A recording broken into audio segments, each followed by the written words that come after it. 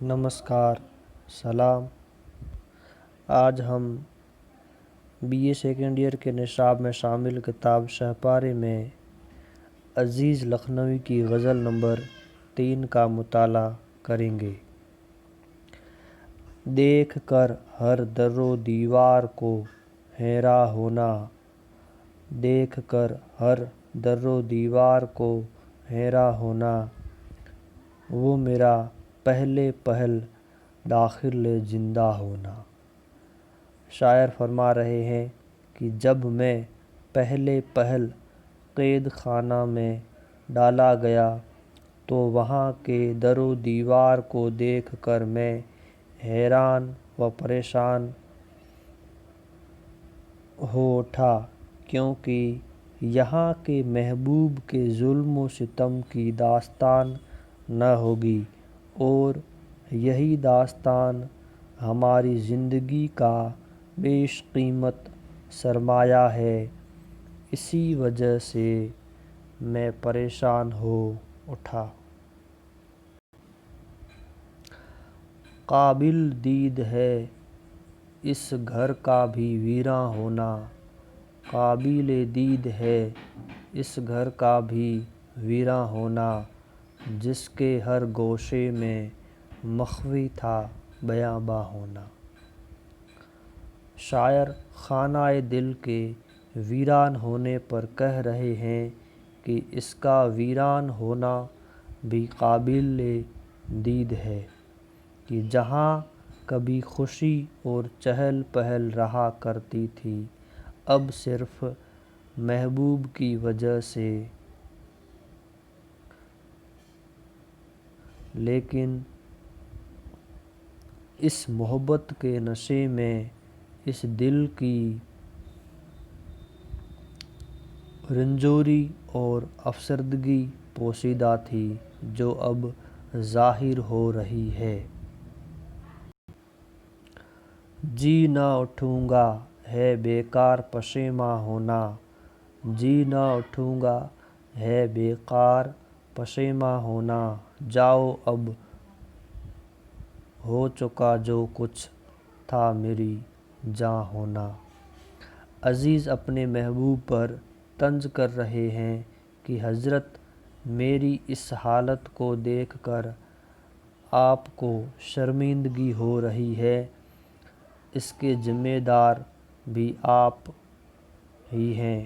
اب یہاں آ کر شرمندہ ہونے سے بھلا کیا ظاہر کرنا چاہتے ہیں؟ جو کچھ ہونا تھا وہ تو اب ہو چکا، جاؤ اب اپنا کام کرو، اب کچھ ہونے والا نہیں ہے۔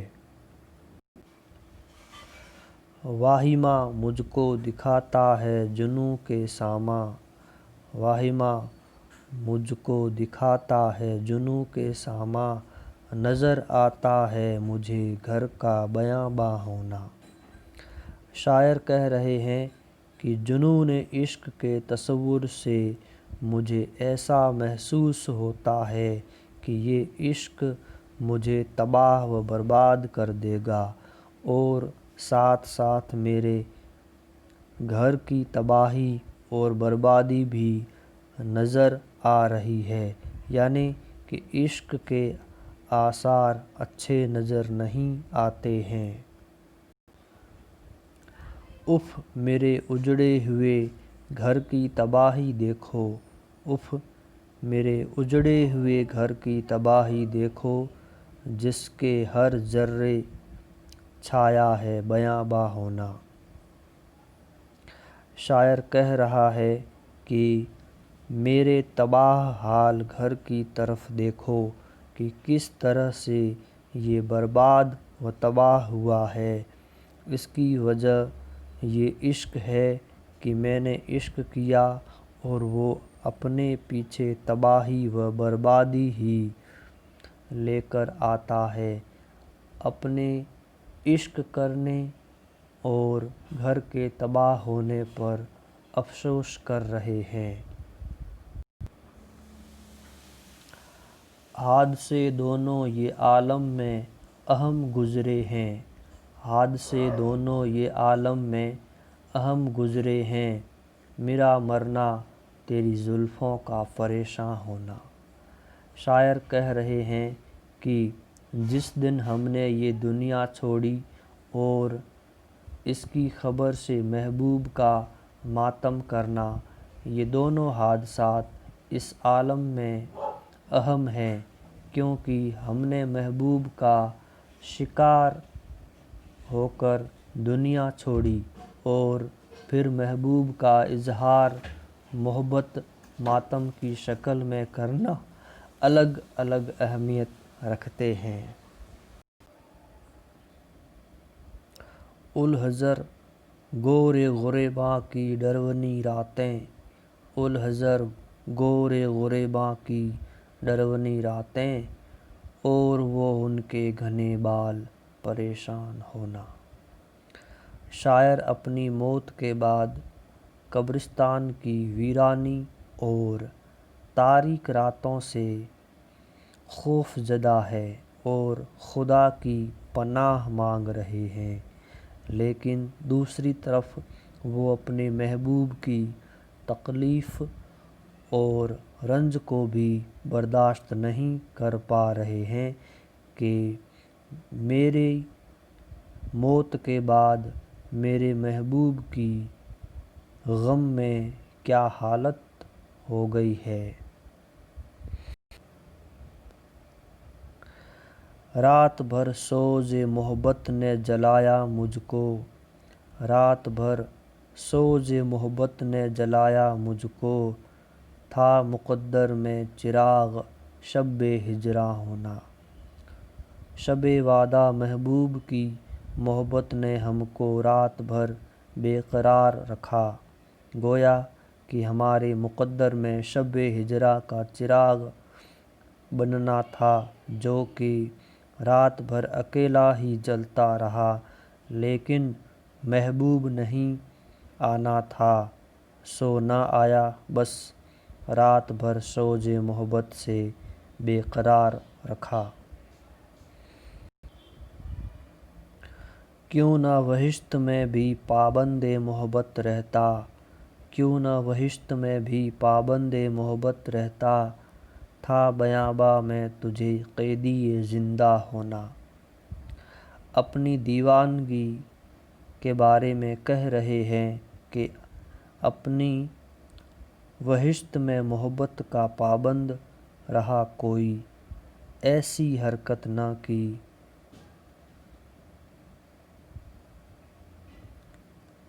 جو کہ محبت کو رسوا کرتی، کیونکہ مجھ کو ایسی جگہ قید ہونا تھا جہاں بالکل ویرانی اور خاموشی ہے، تو وہاں مجھے اپنی محبت کے سہارے ہی جینا ہے۔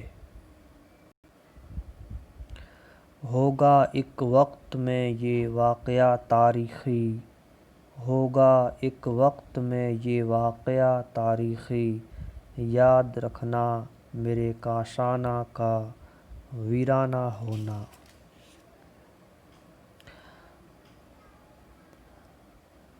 اپنے گھر کا ویران ہونا شاعر ایک تاریخی واقعہ شمار کرتا ہے اور کہتا ہے کہ اس بات کو یاد رکھنا کہ یہ کاشانہ کیسے ویران ہوا اور اس کا ساکن کون تھا۔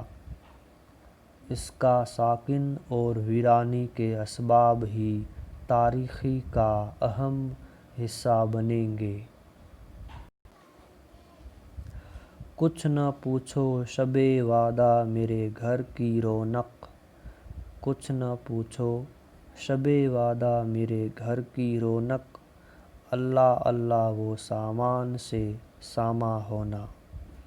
محبوب کی ملاقات کے وعدے کی رات پر شاعر بہت خوش ہو رہا ہے کہ ملاقات کی شب پر میرے گھر میں کتنی رونق ہے اور گھر کو ہر طرح کے سامان اور دوسری چیزوں سے سنوارا ہے، تاکہ